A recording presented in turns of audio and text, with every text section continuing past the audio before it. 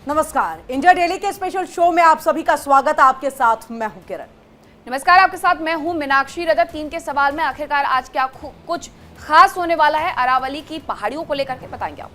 नमस्कार, मैं हूं आपके साथ ऋतु। शुरुआत करते हैं अरावली पहाड़ों को लेकर के। जिस तरीके से इस वक्त जो है चर्चा की जा रही है, सुप्रीम कोर्ट के आदेश के खिलाफ विरोध जो है बढ़ता जा रहा है। अरावली को बचाने की मांग को लेकर लड़ाई अब डिजिटल दुनिया से निकलकर जमीन पर उतर आई है। अरावली बचाने के इस आंदोलन में ग्रामीण समुदाय से लेकर पर्यावरणविद और नेताओं तक हजारों लोग जुड़ रहे हैं। और वहीं देखें कि अरावली पहाड़ियों को लेकर के लोग खुलकर के विरोध में उतर आए हैं और सरकारों से जवाब मांग रहे हैं। प्रदर्शनकारियों की मांग है कि ऊंचाई के आधार पर पहाड़ियों को बांटने वाले नियम को तुरंत खारिज किया जाए, क्योंकि इससे निचली पहाड़ियों पर खनन का खतरा मंडराने लगा है। वहीं आपको बताएं कि सुप्रीम कोर्ट के एक हालिया फैसले के बाद यह मुद्दा फिर से चर्चा में आ गया है और इसकी वजह है कि अरावली की परिभाषा तय कर दी गई है और उससे जुड़े 100 मीटर फॉर्मूले को लेकर के अब विवाद गरमा रहा है, जिस पर सुप्रीम कोर्ट ने पर्यावरण मंत्रालय की जो सिफारिश है उसे स्वीकार करते हुए मोहर लगा दी है। अब इस पर क्या मोहर लगाई गई है, उस पर कई सवाल भी खड़े हो रहे हैं, वो भी जान लीजिए। सबसे पहला जो सवाल है वो ये है कि अरावली पहाड़ियों को लेकर के क्यों हो रहा है प्रदर्शन, और दूसरा बड़ा सवाल ये कि अरावली को लेकर 100 मीटर वाला विवाद आखिर है क्या, जिसको लेकर के लगातार चर्चा हो रही है। और तीसरा सवाल कि अरावली खतरे में तो दिल्ली पर क्या असर पड़ेगा, तो दिल्ली पर इसका क्या कुछ असर होगा अगर अरावली यहां पर खतरे में है, क्योंकि अरावली में 100 आपको बता दे मीटर से ऊंचे नीचे जो है पहाड़, उसको यहाँ पर कहा गया है कि आप तोड़ दें, उसका ध्वस्तीकरण जो है वो हो जाए। अब ऐसे में इसी को लेकर के प्रदर्शन का दौर जो है वो शुरू हो चुका है। इन सब के बीच में कई सारे सवाल खड़े हो रहे हैं और बार बार ये पूछा जा रहा है कि आखिरकार ये किस तरह से डिफरेंशिएट किया गया और क्यों किया जा रहा है। राजस्थान से आने वाले जो भी वहाँ के बालू मिट्टी है उन सबको रोकने का काम जो है इसी अरावली की पहाड़ियाँ ही करती हैं। ऐसे में दिल्ली को बचा करके रखने में अरावली का एक महत्वपूर्ण योगदान, अगर अरावली पर ही इस तरह से जो है उसको हटाने की बात हो जाएगी तो उसके बाद क्या कुछ होगा दिल्ली का, वो आप और हम बहुत ही और बखूबी समझ सकते हैं। तो अरावली पहाड़ियों को लेकर के आखिरकार विवाद क्या है, इसे 100 मीटर वाला फैसला कहा जा रहा है। सुप्रीम कोर्ट की तरफ से दरअसल ये कहा गया था कि 100 मीटर से नीचे जो पहाड़ियां हैं उन पर खनन का काम किया जा सकता है। अब इस मुद्दे को लेकर के बहुत सारे बयान भी सामने आए, तो खासकर जो लोग हैं राजस्थान के वो कहीं ना कहीं विरोध करते हुए नजर आ रहे हैं और इससे सबसे ज्यादा अगर कहीं पर इफेक्ट पड़ेगा तो वो पड़ेगा दिल्ली को, इसके साथ साथ हरियाणा को और साथ ही राजस्थान को, क्योंकि अरावली पहाड़ियां यहीं पर फैली हुई हैं। हमारे साथ खास मेहमान भी जुड़ेंगे, आपका परिचय करवा देती हूँ। सबसे पहले कौन हमारे साथ जुड़ने वाले हैं, राजकुमार पाल जी, प्रवक्ता है बीजेपी के, हमारे साथ जुड़ेंगे। मुन्ना हबीब खान, नेता है कांग्रेस के, वो भी हमारे साथ जुड़ेंगे। कविता अशोक, पर्यावरणविद है, हमारे साथ जुड़ चुकी है। कविता अशोक जी, क्योंकि ये मुद्दा बहुत ज्यादा सेंसिटिव है तो सबसे पहले मैं चाहूंगी कि आप ही बताएं कि ये पूरा मुद्दा क्या है और इस मुद्दे को लेकर के विरोध राजस्थान टू हरियाणा टू दिल्ली क्यों देखने को मिल रहा है। देखिए, प्रकृति से छेड़छाड़ जो है वो काफी वर्षों से चल रही है और बड़ी आश्चर्यजनक ये सुप्रीम कोर्ट का फैसला है, जिससे कि सारे एनवायरमेंटलिस्ट, पर्यावरणविद, क्या मैं तो खुद अभी इस वक्त राजस्थान में खड़ी हूँ और अब मेरे पीछे जो खेत हैं वो अरावली के फुटहिल्स पे ही मैं खड़ी हुई हूँ, आई हुई हूँ मैं यहाँ पर सेव अरावली के लिए। और मुझे बहुत आश्चर्य है क्योंकि लोग यहाँ पर बहुत दुखी हैं इस बात से। अरावली जो है वो केवल एक पहाड़, हम इसको ना समझे, पहाड़ी जो है राजस्थान में, यहाँ पे लोगों को उससे एक इमोशनल अटैचमेंट है, एक बहुत लोगों का यहाँ पर गर्व है। तो जनता जो है वो काफी भड़की हुई है इस वक्त और बहुत प्रदर्शन चल रहे हैं जयपुर में। और मुझे लगता है कि ये एक पॉलिटिकल शॉर्ट साइटेडनेस मैं इसको कहूंगी। और आप सोचो कि कॉर्पोरेट्स का इसमें मुझे कुछ जो है अपना एक स्वार्थ लग रहा है, क्योंकि अगर अरावली की पहाड़ियों में आप खनन करेंगे तो यहाँ का जो बायोडाइवर्सिटी है वो छिड़ जाएगी और पानी का स्तर जो है वो गिरेगा। वैसे ही राजस्थान में पानी के स्तर को लेकर प्रॉब्लम होती है, आप अरावली में अगर आप माइनिंग शुरू कर देंगे तो जो वाटर लेवल है वो और गिरेगा और लोगों को यहाँ पर और ज्यादा परेशानी होने वाली है। कविता जी, इसके साथ सवाल ये, क्योंकि गुजरात से शुरू होता है ये जो श्रृंखला की हम बात कर रहे हैं, जो ये पर्वत श्रृंखला है गुजरात से ही शुरू हो जाती है। अरावली के जो अगर मैं कहूँ पहाड़ियां हैं वो गुजरात से शुरू होकर के दिल्ली तक पहुंच जाती हैं। अब इस तरीके से अगर मैं कहूँ जो फैसला लिया गया 100 मीटर तक अगर वो पहाड़ियां हैं उसे हटा करके उससे छोटी पहाड़ियों पर माइनिंग का, ये सीधे सीधे कहा जाए तो ग्रीन सिग्नल सिग्नल दिया गया। अब ये जो फैसला है ये एक प्रस्ताव मात्र के तौर पर नहीं लिया जा रहा है, अब इसे चैलेंज किया जा रहा है क्योंकि लोगों के बीच में गुस्सा देखने को मिल रहा है। इससे सिर्फ और सिर्फ अरावली वाले रीजन इफेक्ट नहीं होंगे, आसपास के आस पड़ोस के जो राज्य हैं वो तमाम रीजन जो है इफेक्ट होंगे। सबसे बड़ी सुनामी में तो दिल्ली में आएगी।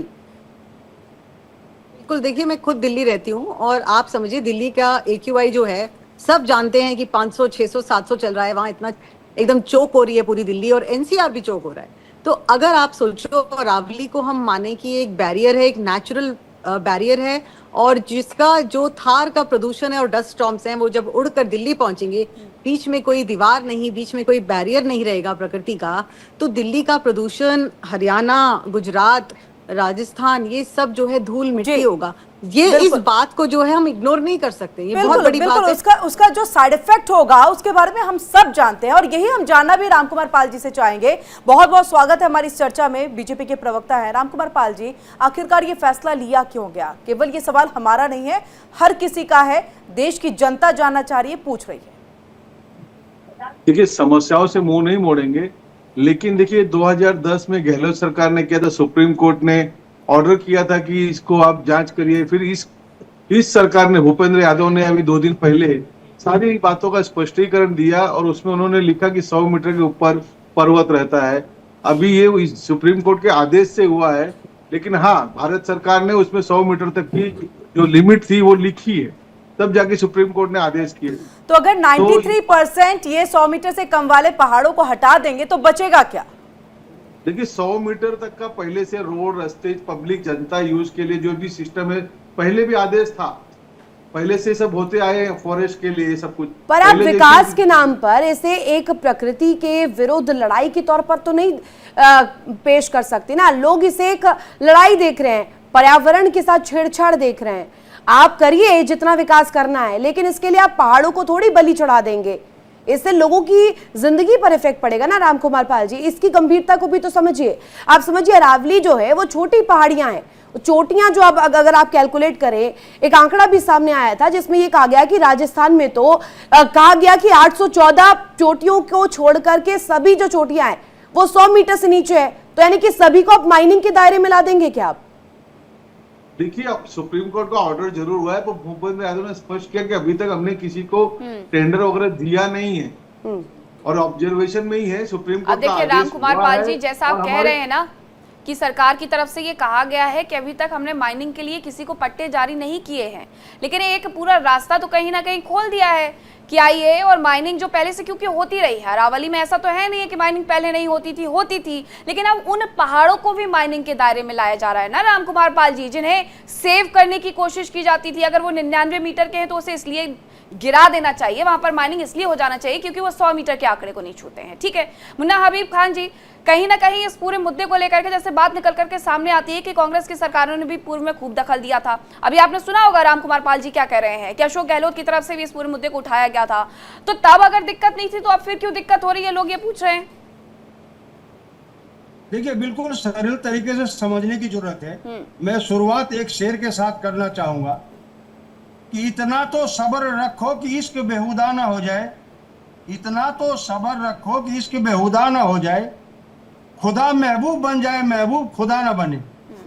तो जिस तरीके से अडानी के लिए जल जमीन आकाश गगन पताल की डील हो रही है, भारतीय जनता पार्टी ने देश के जनता के साथ कहीं न कहीं खिलवाड़ करने की कोशिश कर रही है। देखिए अरावली एक पहाड़ नहीं है, आप समझिए, वो एक शहर के दायरे को बचा करके रख रहा है, शहर को एक बचाता है। मैं समझता हूँ पूरे देश को अगर कोई सुरक्षित रख रहा है तो अरावली पहाड़ है। नहीं, अगर वो पहाड़ को नष्ट किया गया तो जितने रेत बालू हैं वो मैं कहता हूँ वो चादरों के तरह पूरे देश में और सबसे पहले दिल्ली में ढकने का काम करेगा। जो दिल्ली खान जी देखिए, आपकी जो पार्टी है संसद में दूसरे नंबर की पार्टी बनके बैठी हुई है, ऐसे में जब सरकार से अगर लोगों की चीजें पूर्ति नहीं होती हैं, लोगों को ये लगने लगता है कि नहीं सरकार हमारी बात इस मुद्दे पर नहीं सुन रही है, तो कांग्रेस क्या कर रही है। बात आप बार बार जो बिजनेसमैन की लाते हैं ना, तो मैं आपको याद दिलाती हूँ कि छत्तीसगढ़ में किस तरीके से एक पूरा का पूरा जंगल तबाह कर दिया गया कांग्रेस की सरकार के वक्त में। उस दौरान लोग राजधानी रायपुर तक पैदल गए थे। है ना। तो हबीब खान जी, ये बिजनेस की बातें आप बाद में करिएगा, आप ये बताइए कि कांग्रेस पार्टी दूसरे नंबर की पार्टी होने के साथ साथ अब इस पूरे मुद्दे पर क्या करने वाली है? देखिए, पूरे देश में जिस तरीके से मैं कहूंगा कि पूरे देश में अगर कोई भी एक व्यक्ति है जो अरावली पहाड़ के लिए आवाज उठाता हो तो बताइए। कांग्रेस पार्टी के पूर्व मुख्यमंत्री श्री अशोक गहलोत बार बार इन मुद्दों को ला रहे हैं कि अरावली पहाड़ को बचाना चाहिए और अरावली पहाड़ बचना चाहिए। पर मुन्ना हबीब जी, सस्टेनेबल माइनिंग की बात हो रही है, एक टर्म इसमें बहुत बार यूज हुआ है कि सस्टेनेबल माइनिंग की जाएगी। और कविता जी से मैं ये जानना भी चाहती हूँ, कविता जी, सस्टेनेबल किसी भी तौर पर अगर यूज किया जाता है, ये शब्द जो है सस्टेनेबल, इसको जब भी यूज किया जाता है, इसको इस टर्म में यूज किया जाता है कि आगे भविष्य को ध्यान में रखते हुए किसी चीज को करना। अब अगर सस्टेनेबल माइनिंग को लेकर के जिक्र हो रहा है और अरावली का इसके साथ अगर हम पैरेलली ड्रॉ करें तो सस्टेनेबल माइनिंग तो हो ही नहीं रही है। 100 मीटर तक की पहाड़ियां अगर हम देखें, सारी पहाड़ियों की जो चोटियां हैं वो 100 मीटर से नीचे ही है, 30 मीटर, कोई 50 मीटर। अब सबको खोद डालिएगा क्या? देखिए, there is nothing like sustainable mining, ये सब एक आई वॉश है। सस्टेनेबल माइनिंग क्या होगी? जब आपने अरावली के पहाड़ों को के वहां पर माइनिंग कर दी तो व्हाट इज सस्टेनेबल? मुझे एज एन एनवायरमेंटलिस्ट कोई परिभाषा दे दे कि किस तरह से यहाँ पर यह माइनिंग होगी। आप कह रहे हैं हम पर्यावरण को बचा के करेंगे, क्या करेंगे? आप पेड़ भी काटेंगे, देखिए पेड़ों को काटेंगे तो डेजर्टिफिकेशन होगा, आप धूल मिट्टी उड़ेगी। सबसे पहली बात एक और मेंशन करना चाहती हूँ, वहां के लोगों की हेल्थ पे भी प्रभाव आएगा, क्योंकि जब माइनिंग होती है तो कितने सारे केमिकल्स यूज होते हैं। अच्छा भला वहाँ प्रकृति पड़ी हुई है हरी भरी, उसको छेड़ने का जो मुद्दा है वो हर वर्ष मैं देखती हूँ स्टेट में शुरू हो जाता है। कहने को हम बहुत स्वच्छ भारत तो अच्छी बात है, पर हम ग्रीन भारत ये सब बातें करते हैं, बड़े बड़े स्लोगन करते हैं, मगर समझ नहीं आ रहा कि एनजीटी बीच में क्यों नहीं पड़ रही है। मेरी तो दरखास्त है कि एनजीटी क्यों नहीं बोल रही है कि इसे रोका जाए। आप एक अच्छे भले अरावली रेंज को छेड़कर राजस्थान के लोगों को भी छेड़ रहे हैं। किसी को यहाँ आइडिया नहीं है कि यहाँ कितना आक्रोश है, यहाँ लोग कितने दुखी हैं इस बात से, क्योंकि उनको एक पर्सनल इससे अटैचमेंट है। जैसे अभी आपने कहा कि वो एक खाली अटैचमेंट के साथ साथ पर्यावरण को कितना बड़ा नुकसान पहुंचेगा ये बात समझ से परे, और कैसे इस बात का फैसला ले भी लिया गया। रामकुमार पाल जी, जिस बात को अभी यहाँ पर कविता जी ने कहा है उस पर तो आप अपनी प्रतिक्रिया दीजिएगा ही, लेकिन साथ ही साथ ये भी एक पेड़ माँ के नाम, स्वच्छ भारत अभियान, ये तमाम ऐसी चीजें आपकी सरकार की तरफ से शुरू की और लगा कि वाकई देश में कुछ बदलाव आएगा, पेड़ पौधे हरी भरी चीजें जो है वो हमें दिखाई देंगे, पर्यावरण शुद्ध हो जाएगा, ये तमाम चीजें लगी, लेकिन ये फैसला समझ से परे है। देखिए, मैं अपनी बहन के विषय को बिल्कुल भी डिस्टर्ब नहीं करूंगा, पर्यावरण का विषय वाकई है, लेकिन मुन्ना हबीब खान अभी क्या कह रहे हैं कि भाई गहलोत जी आवाज, अरे गहलोत जी तो जड़ है इसकी, गहलोत जी नहीं 2010 में कोर्ट में नहीं तो रामकुमार जी अगर वो गलत कर रहे तो इसका मतलब ये तो नहीं कि आप भी गलत करेंगे। अगर उन्होंने इससे पहले भी कई सारी चीजें जो है वो अमल में लेकर के वो आना चाह रहे होंगे, क्या उन चीजों को आप लेकर के आए? एक मिनट, देश ये भी नहीं चाहेगा ना जयंती नटराजन पर ये तो आपकी उंगली उठाने वाली लड़ाई जो है, आप उन पर उंगली उठाए, वो आप पर उंगली उठाए, लेकिन इसके बीच में कुछ रह जाता है तो फैक्ट्स रह जाते हैं, फिगर्स रह जाते हैं जो कि अनछुए रहते हैं और उन पर कोई बात ही नहीं करता। मैं आपके सामने रामकुमार पाल जी एक फिगर रखना चाहती हूँ। फॉरेस्ट सर्वे ऑफ इंडिया 2024 अक्टूबर में कराया गया और इसमें अगर मैं केवल राजस्थान का जिक्र करूं, राजस्थान में 12,081 पहाड़ हैं, ये सामने आया। 1,048 यानी कि 8.7% जो है पहाड़ ऐसे हैं जिनकी ऊंचाई 100 मीटर से ज्यादा है। अब ये आंकड़ा आप समझिएगा, यानी कि 90% से ज्यादा पहाड़ों की ऊंचाई 100 मीटर से कम है और अब नई परिभाषा के कारण ये सारे पहाड़ जो है खतरे की जद में है। तो ये फॉरेस्ट सर्वे कह रहा है, हम और आप जो चर्चा कर रहे हैं और जैसा कविता जी ने भी क्लियर किया, सस्टेनेबल माइनिंग, ये दोनों शब्द एक साथ मेल ही नहीं खाते हैं साहब। देखिए, संवैधानिक सरकार है, सरकार भूपेंद्र जी ने इसको कहा है और किसी को दिया नहीं है, उस पर विचार करेंगे। विषय सुप्रीम कोर्ट में था, सुप्रीम कोर्ट ने आज की सरकार को 100 मीटर का लिख के जरूर दिया है। मैं बचाव करने के लिए डिनाई मोड पर नहीं रहूंगा, गलत का गलत कहने का भी साहस रखता हूं, लेकिन ये जो विषय है, जो पर्यावरण का विषय है, राइट विषय है, गलत नहीं है। मैं ये भी कहना चाहूंगा बिल्कुल गलत नहीं है और सरकार सोचेगी, जरूर सोचेगी। जनता के हित की सरकार है और जनता के लिए ही करेगी। तो प्रदर्शन हो रहा है, आवाजें उठी, उसके बाद सोचने की जरूरत पड़ रही है क्या? अभी तक किसी को पहले लगा नहीं कि गलत है? ये फैसले से पहले क्या पर्यावरण विदों का कुछ अनुभव नहीं लिया गया होगा? तभी तो विकास हो पाएगा। तो अब आप कह रहे हैं ना कि अब जी। माइनिंग नहीं होगी, अब इसको नहीं तोड़ा जाएगा। नहीं नहीं, राम कुमार पाल जी कह रहे हैं कि अगर विकास चाहिए है तो थोड़ा आपको प्रकृति के साथ समझौता करना पड़ेगा। लेकिन राम कुमार पाल जी ये कहाँ कहाँ करना पड़ेगा? उत्तराखंड में धराली की आपदा हमने देखी, उसके बाद फिर से चारधाम यात्रा के नाम पर पेड़ों की कटाई शुरू हो गई है। आपको पता है उत्तर प्रदेश में एक जगह है कबरई नाम की, जहां पर जितने पहाड़ ऊपर हुआ करते थे उतने जमीन में चले गए हैं माइनिंग के नाम पर। माइनिंग का कानून उत्तर प्रदेश में बहुत सख्त है, मुझे पता है, लेकिन वो पहाड़ के पहाड़ गायब हो गए, हालांकि वो वर्षों से होते आ रहे थे। मैं आपको उत्तराखंड का एक और उदाहरण देती हूँ, कोटद्वार का। वहां नदियों में माइनिंग खुल करके होती है, आप बस घूमने चले जाइए, आपको ऐसे ही दिख जाएंगे। सिद्ध बलि के दर्शन करने कभी जाइए कोटद्वार में। राम कुमार पाल जी, ये मुद्दा सिर्फ बीजेपी या कांग्रेस की सरकार का नहीं है, ये आने वाले देश के भविष्य का है। ये अरावलियां बीजेपी या कांग्रेस की नहीं है, ये अरावली की जो पहाड़ियां हैं वो इस देश में रहने वाले हर व्यक्ति की है। तो इस देश में रहने वाला हर व्यक्ति ये चाहता है कि अरावली को लेकर के जो नई परिभाषा सेट की गई है, मैं कहती हूं कि ये सुप्रीम कोर्ट की तरफ से सेट की गई है, लेकिन क्या केंद्र सरकार ने कभी भी सुप्रीम कोर्ट के खिलाफ जाकर के कोई भी बात पर अपना कोई वर्डिक्ट नहीं वहां पे रखवाया है? राम कुमार पाल जी, क्या सरकार को ऐसा नहीं करना चाहिए? देखिए, सुप्रीम कोर्ट सरकार चला रही है, सुप्रीम कोर्ट के आगे पहले भी कांग्रेस के लोग भी नहीं गए, अभी भी नहीं जाते हैं, लेकिन फॉरेस्ट, हमारे देश में फॉरेस्ट की जमीन बहुत है। सर एक याचिका नाम की चीज होती है जो आप कोर्ट में दे सकते हैं। एक प्ली तो डाल ही सकते हैं, प्ली डालने में क्या दिक्कत है? राम कुमार, ये भी कर सकते हैं। सरकार को सुप्रीम कोर्ट थोड़ी चलाती है, दोनों पैरेलली चलते हैं सर। आपने तो फिर जुडिशरी को भी मिक्स कर दिया और यहाँ पर आप अपनी शासन को भी मिक्स कर रहे हैं। राजनीति और कोर्ट के फैसले एक साथ कब से आने लग गए राम कुमार पाल जी? भूपेंद्र यादव जी अच्छे मंत्री है, उन्होंने स्पष्टीकरण दिया है और सोचेगी सरकार जरूर, जनता के खिलाफ बिल्कुल नहीं जाएगी। ठीक है, मुन्ना हबीब जी हाथ उठा रहे थे। देखिए, ये राजनीति का मुद्दा नहीं है, मैं समझता हूँ इसमें राजनीति नहीं होना चाहिए। ये देश के अस्तित्व को बचाने का मसला है, अरावली पहाड़ को बचाने का मसला है, राइट, जो एक शहर को अलग रखता है।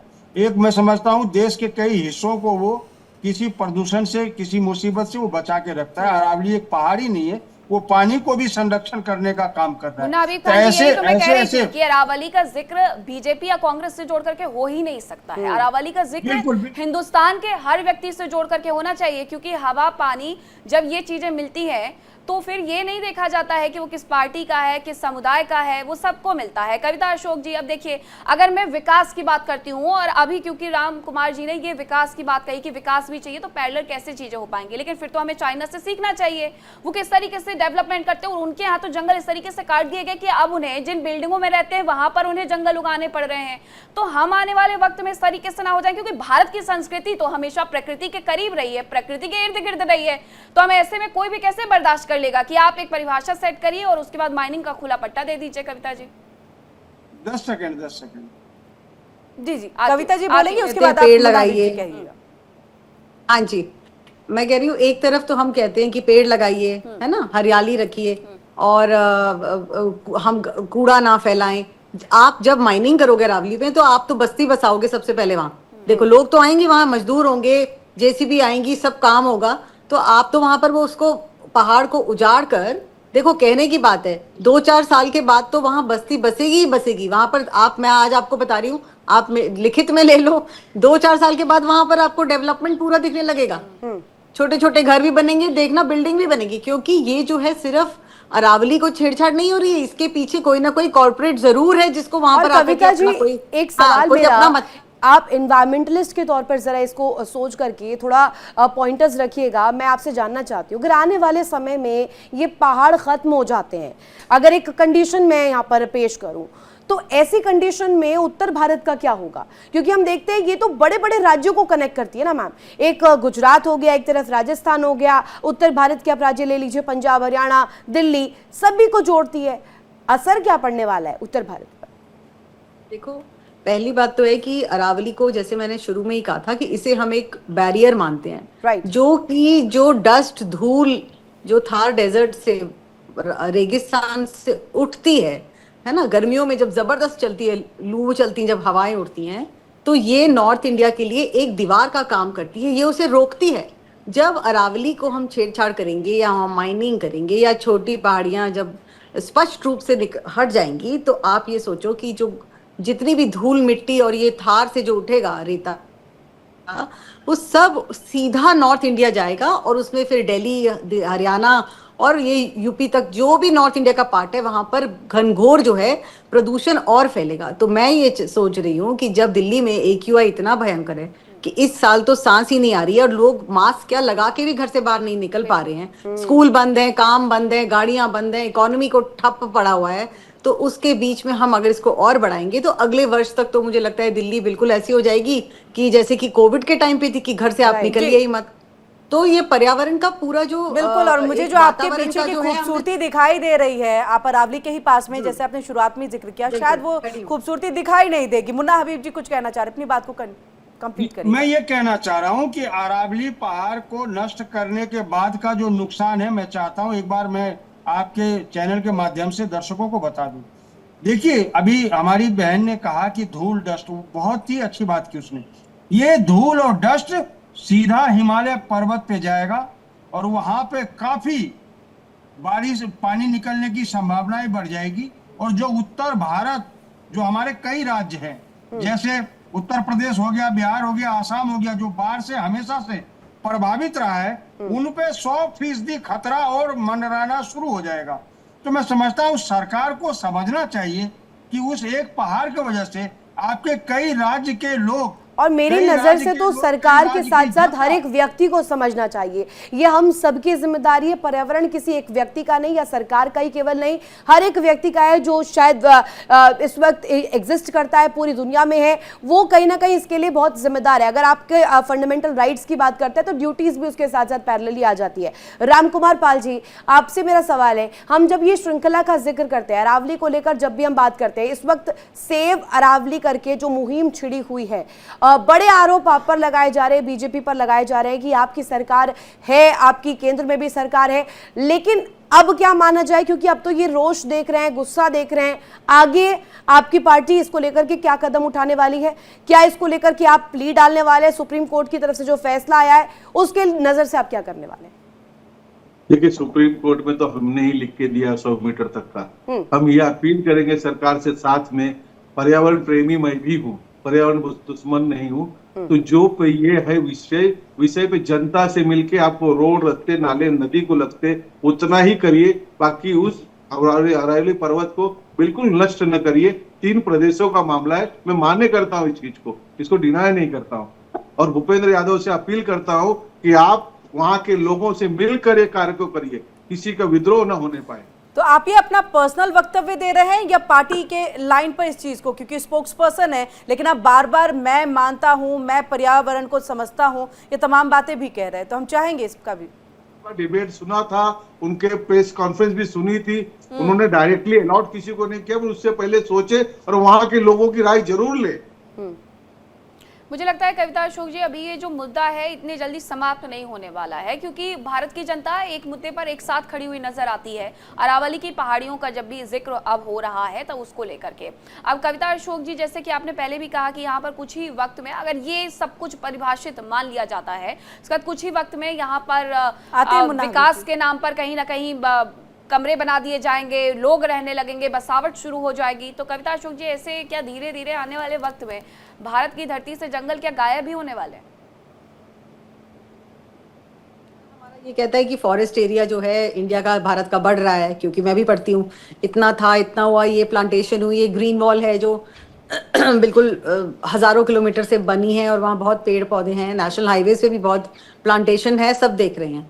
मगर जिस हिसाब से हम प्रकृति से छेड़छाड़ करके, कभी हम तालाब को छेड़ते हैं, कभी हम बैंगलोर की लेक को छेड़ते हैं, कभी हम उत्तराखंड में जो है टनल्स बना रहे हैं, रोड्स काट रहे हैं, पेड़ काट रहे हैं ना वहां पर टूरिज्म के लिए, फिर हम अब राजस्थान में अरावली को छेड़ रहे हैं, तो मुझे लगता नहीं कि पर्यावरण के कुछ अच्छे दिन आगे मुझे दिख रहे हैं। पर हमने तो देखा है कि शुरुआत से कविता जी, सभ्यताएं जो हैं वो बसी हैं, सिविलाइजेशंस जो हैं नदियों के करीब, पेड़ों के करीब, जंगलों के करीब आए हैं, और ये सभ्यताएं आगे बढ़ी हैं, आगे डेवलपमेंट के नाम पर, विकास के नाम पर इनके साथ खिलवाड़ ज़रूर हुआ। कई दफ़ा हमने देखा है, चाहे जैसा मेरे सहयोगी मीनाक्षी ने जिक्र किया, उत्तराखंड का जिक्र करे या अन्य पहाड़ी क्षेत्रों की बात करें, इस वक्त जो हो रहा है, अरावली का जो मुद्दा है, ये क्या सिर्फ सिर्फ पॉलिटिकल से इतर होकर हम देखें तो क्या ये पर्यावरण की दृष्टि से अब एक बहुत बड़ा कंसर्न बन गया है क्या? एक्सट्रीम कंसर्न है। आप देखो कि मैं जयपुर में हूँ पिछले एक हफ्ते से, और यहाँ पर रोज प्रदर्शन हो रहे हैं। बड़े बड़े जो सेंटर्स हैं वहाँ पर यूथ, बच्चे, इवन पॉलिटिकल लोग भी निकले हुए हैं, रैलीज कर रहे हैं। तो लोगों को समझ आ रहा है कि ये असली खिलवाड़ क्या हो रहा है। ऐसे कोई जो जनता है वो मूर्ख नहीं है, सबको समझ आता है कि उनके प्रदेश में क्या होने वाला है। और समझ में आ रहा है, तभी आज विरोध प्रदर्शन भी कर रहे हैं। 30 सेकंड्स में मुन्ना हबीब जी आप अपनी बात को रख दीजिए। देखिए, भारतीय जनता पार्टी ने अभी कहा था, सभी देशों में बात इन्होंने मैसेज दिया कि एक पेड़ माँ के नाम। तो मैं पूछना चाहता हूँ 10,54,000 जो पेड़ काटे गए सिर्फ और सिर्फ अडानी जी के लिए, तो वो क्या था? तो इनका एक फार्मूला बन गया कि एक पेड़ मैटर को पॉलिटिसाइज मत करिए। मुन्ना हबीब खान जी, मुझे ऐसा लगता है कि जिस प्रदेश में जाएंगे ना, उस प्रदेश में जिस भी पार्टी की सरकार होती है फिर उस तरीके से काम होता है। ठीक है, आपका मुद्दा आपके हिसाब से सही हो सकता है।